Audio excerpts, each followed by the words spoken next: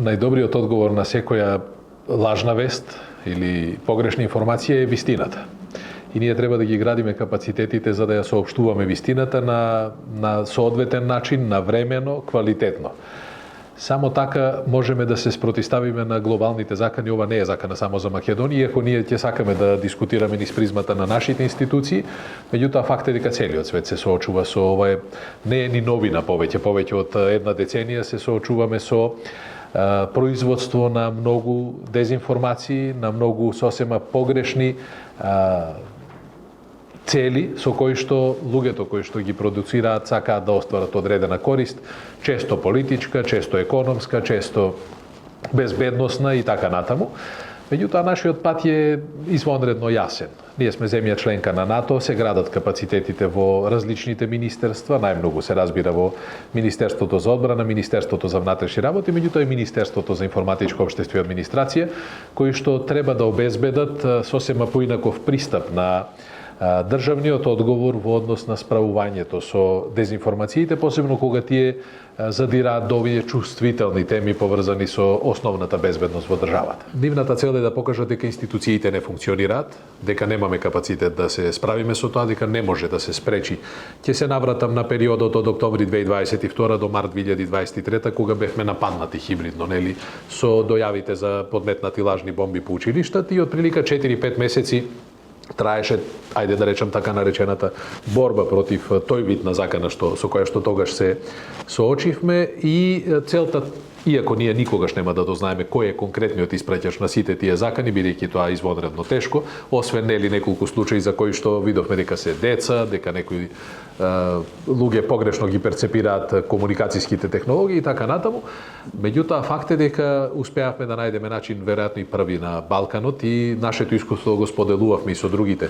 Впрочем, кога видовме дека ние ниту имаме доволно капацитет, ниту пак заканата е таква да можеме да се проверува секој ден по 40, по 50, во еден ден во Скопје имаше 79 дојави за лажни бомби. Министерството за внатрешни работи преку антитерористичките тимови можат тоа да го прават, меѓутоа капацитетите си и како ограничени, ги променивме протоколите за постапување во такви ситуации, бидејќи констатиравме слабост во системот, како остаток од времето кога немаше интернет, кога ваквите алатки не беа достапни на секого и неедноставно не се продуцира вакви вести предходно, ги променивме, ги направивме посовремени и еве на некој начин од 9 март 2023 година па до денес на прсти може да се изброи колку пати се добиени дојави за лажни бомби. Што беше основното? Основното беше да се заштитат капацитетите на мрежата, да се ограничи начинот на кој што ќе се комуницира во основните и средните училишта, односно да се користат само официјалните адреси на Министерството за образование и наука и некои други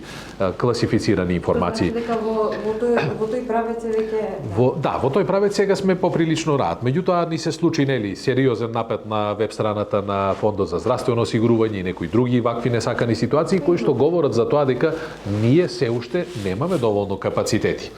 Во која насока треба да оди одговорот на политиката? Јас зборувам од аспект на безбедносните институции. Извонредно е тешко да задржите професионалци во јавната администрација, во министерствата, во фондовите сегдека, со платата која што е буџетска, се разбира, која што е секогаш ограничена и во овие неколку години наназад значително пониско отколку платата што се добива во приватниот сектор. Зборувам за професионалците од IT индустријата кои што можат да помогнат да се заштитат првенствено мрежите, за да можеме потоа ние да градиме политики на заштита од погрешните информации, дезинформациите и така натаму. Ние имаме основен проблем со безбедноста на мрежата, на комуникациите. Тука не може само државата да биде единствениот фактор, мора да имаме отворена соработка со приватниот сектор, на некој начин веројатно и решението би бил некое јавно-приватно партнерство во кое што институциите ќе сватат, особено безбедносните институции, дека мора да се отворат, дека мора своите податоци да ги споделуваат на поинаков начин отколку досега и едноставно да разбереме дека ограничените ресурси на Македонија ќе не водат кон тоа да мора да сите заеднички го бараме одговорот на овие многу сериозни, многу сложени прашања. Имаме подготвено бројни алатки, пред се тоа на ниво на упатства, регулативи, протоколи и така натаму, кои што можат да им помогнат на професионалците во одредени професии да знаат како да постапат во ситуации кога се загрозени. Например, ќе го споменам протоколот за пријавување на насилство врз новинарите преку социјалните мрежи, на интернет, особено на новинарките, нели? Заеднички со Сдруженијето на новинарите подготвивме еден таков протокол и се воспостави пат во Министерството за внатрешни работи за секој кој што ќе има таков проблем, веднаш да има пат каде може да го пријави делото кој што се и притисокот кој што се врши врз него, и веројатно е добар тој пристап да се прави за повеќе различни професии, за повеќе различни сфери, се додека не дојдеме до една целосно изградена слика на заштита на системот воопшто. Патот по кој што ќе одиме за нас е непознат. Ова се работи кои што не можете да најдете професионалци не овде, никаде во Европа, не можете сега и веднаш да најдете доволен број на луѓе кои што можат да ви кажат како треба да постапувате. Бидејќи заканите секој ден се поразлични. Секој ден се соочуваме со нешто ново, а мора да бидеме во контекст да го решаваме денешното и да се подготвуваме за тоа што не очекува утре. Затоа ми се чини дека како општество мора да соработуваме и особено со земјите во регионот, меѓутоа мора да соработуваме и со во Европската унија, затоа што сакаме да ги споделуваме нивните практики и да градиме објективни процедури на кои што субјективниот фактор нема да може многу да влијае.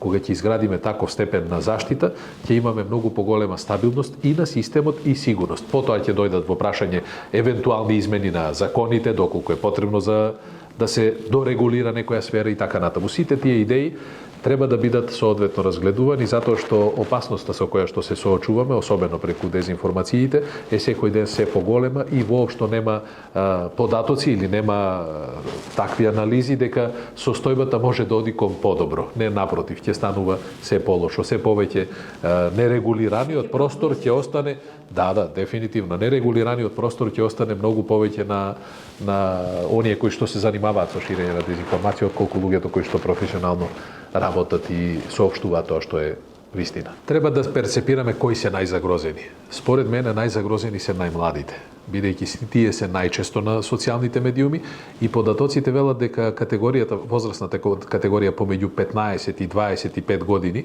се најподложни на дезинформација, на кои што потоа тие градат и свои карактерни особини и свои ставови.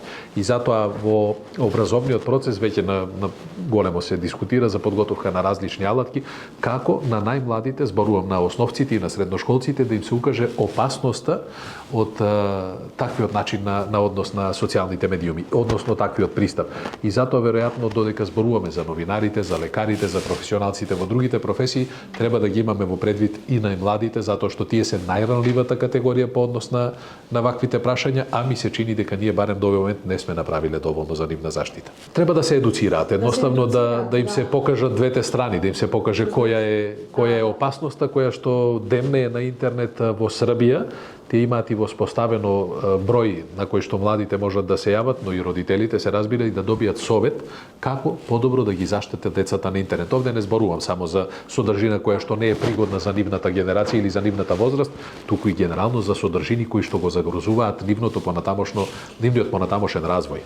Кога ќе ги промениме личните перцепции кон односите во општеството, веројатно ќе ја намалиме и корупцијата доколку имаме интерес за тоа, ќе ги зајакнеме институциите доколку имаме интерес за тоа. Јас ќе направам една паралела, бидејќи покрај политичките теми доминираат и темите од областа на безбедноста кога станува збор за дезинформациите, меѓутоа доминираат и темите на стратешкиот пат на државата. Па ме видите на социјалните медиуми, ние имаме извонредна комуникација со странските меѓународните организации, фактори, Соединените американски држави, Европската унија, бројните амбасади со седиште во Скопје со кои што работиме многу заеднички проекти. И кога некои амбасадори ќе го користат, например, македонскиот јазик за да го честитаат празникот на државата на некој начин, тоа поминува незабележано. Од друга страна, руската амбасада ќе издаде едно соопштение и тие доминираат со просторот тој ден, а можеби и многу подолго од еден ден. Што значи и во однос на, се разбира, нашите интеграции кон Европската унија, овдека се судираат дезинформациите. Тоа е основата, нашиот стратешки пат, членството во НАТО, тоа е завршена работа, враќање назад. Не е можно да се било што прави, меѓутоа во однос на нашиот прогрес и напредокот кон Европската унија, токму овие дезинформации, јас пак ќе речам и лажните вести, да ми извините, господине Секуловски, не е моја навика да не го користам тоа, бидејќи ова одомаќинет термин, тие сериозно влијаја на односот на Бугарија кон Македонија. И притисокот кој што се вршеше политички врз тогашното раководство во Софија не доведе во ситуација ние се уште да немаме почеток на преговори, иако тој проблем воопшто не беше присутен претходно. Ете толкаво е влијанието на тие дезинформации, ете толкава е нивната моќ денеска да ги менуваат дури и стратешките концепти на развој на безбедносниот или било кој друг сектор во општеството, па дури и на владењето на правото. Што би требале да правиме?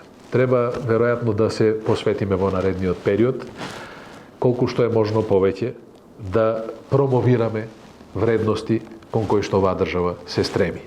На тој начин веројатно ќе им приближиме на граѓаните и се разбира да има начин да сме свесни дека не сите граѓани користат интернет, дека повозрастната категорија доминантно се информира од телевизијата и затоа сум многу среќен што ние немаме овде руски канали кои што и не можеме да ги следиме политичките емисии од Русија, за разлика од кај нас во Србија доминираат таквите теми. Возрастната категорија мора на поинаков начин да им покажеме дека нивните деца, нивните внуци се на запад и едноставно не се свесни за тоа. За жал дезинформациите кои што владеат во тој простор нив ги довеле во ситуација да иако сите нивни блиски или студираат, или работат, или имаат комуникација со запад, тие да веруваат дека сето тоа е поддржано и овозможено од Москва. И ми се чини дека овде е судирањето, да не зборуваме за економските аспекти, затоа што тие се исто така многу присутни и не треба да ги заобиколиме, кога и цели меѓународни корпорации растат или паѓаат во зависност од тоа колку ќе бидат нападнати од дезинформациите.